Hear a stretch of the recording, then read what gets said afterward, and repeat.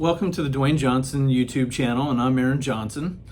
We believe that you deserve financial advice based on your best interest. And today we're going to talk about something that just recently got passed and that they're still finalizing somewhat, and that's the Secure Act 2.0. There are a number of changes this year and going forward, and basically something in it for everyone. Some of which we expected, others we didn't. A few things that we thought would be included and get more clarification on, but weren't included or addressed at all. Also, keep in mind some of these changes don't go into effect until 2024 and beyond. And with another election coming up, things could certainly change, though this was very much a bipartisan created and supported bill. So, both sides of the aisle kind of wanted these changed and knew that things needed to be addressed. So let's dive right in. And I'm not going to go over everything, but I'm going to go over the ones that are kind of more pertinent to our clients. And the first thing we want to talk about is required minimum distributions, or RMDs. So it had been that required minimum distributions started at age 70 and a half. Then with the passing of the Secure Act, the first one, that got changed to 72. And now, starting in 2023, the age will be 73. So if you're 72 this year, you still have to take your required distribution. If you turn 72 next year, congratulations, you get a hold off for another year, which means you get another year to do a Roth IRA conversion, if it makes sense for you. But then over the next decade, and starting in 2033, the RMD age will move to age 75. So they're looking to move that up as people are kind of starting to live longer and are working longer as well. One of the big changes that I think is fantastic is that 50% penalty for not taking your required distribution is being reduced to 25% and could go down to 10% if you take the required distribution and get your taxes amended right away, or within a reasonable time is what they say. Starting in 2024, if you have a Roth 401k with your employer and are over the required minimum distribution age, you do not have to take RMDs from it. In the past, you had to. And this is why we always recommend that you move things over to an IRA so that some of those laws, like a Roth IRA, you don't have to take required distributions from, whereas you did from a Roth 401k.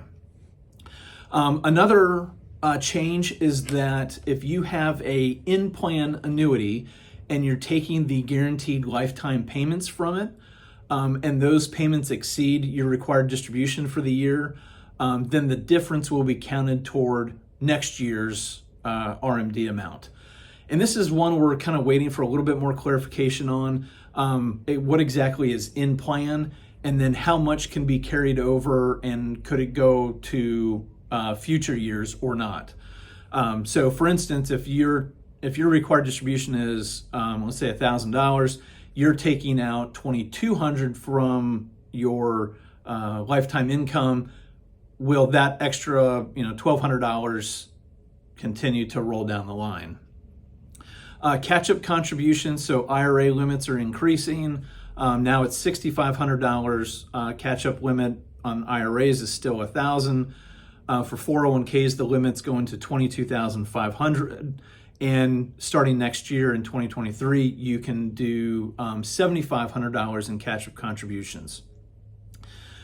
Now, this is kind of a big change, and I don't know exactly how many people will take advantage of this, but in 2025, individuals that are employed that are ages 60 to 63 will now have catch-up contributions of $10,000.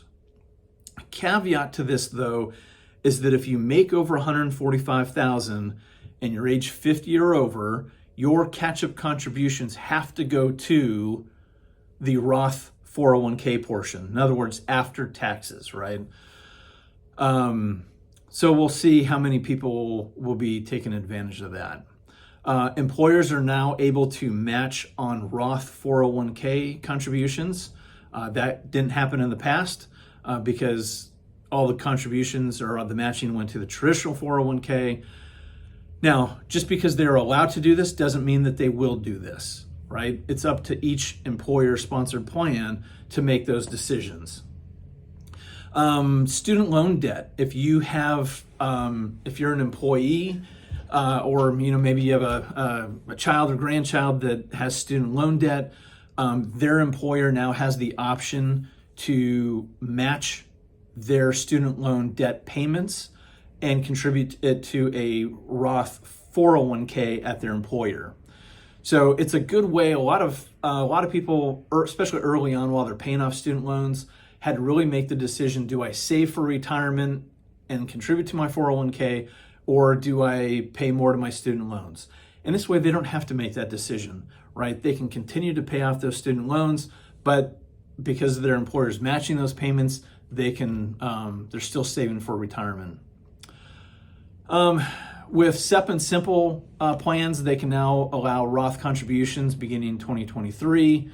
If you're 50 and over and you're highly compensated, I guess, for the higher income, those catch-up contributions have to be made after tax to the Roth IRA or Roth SEP portion. Another good one is this 10% IRS penalty if you take withdrawals before you turn 59 and a half. Some new exceptions have been added. Congress recognizes that retirement accounts are for retirement and are supposed to be down the road, but life happens, right? Emergencies happen, and those funds might need to be tapped early.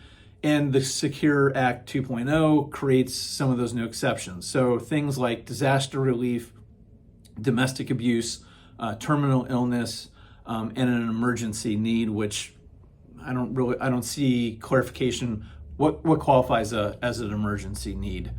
So some of these are effective right away, and others won't kick in until down the road a little bit.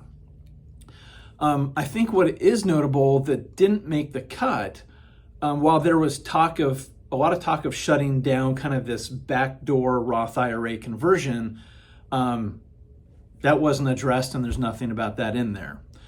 Also, there is some confusion for those that inherited IRAs where the previous owner was taking required distributions. There wasn't a lot of clarification around that, right? So now they enacted this 10-year rule where you have to take distributions out within the 10 years. But what we haven't gotten any guidance on is, do you have to take required distributions annually during those 10 years and then get it all out by the 10th year? Could you take whatever you want during the 10 years, or could you just wait and then in that 10th year take the whole entire balance?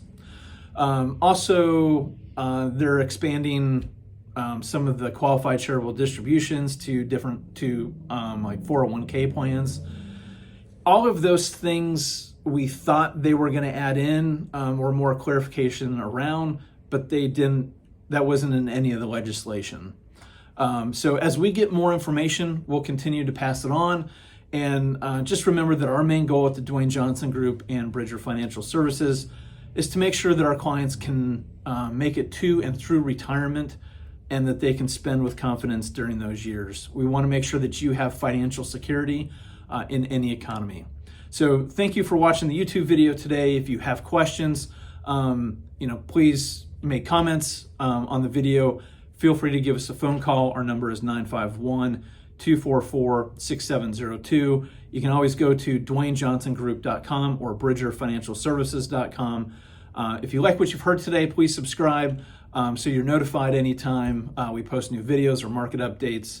Other than that, have a great new year, and we'll be talking to you in 2023.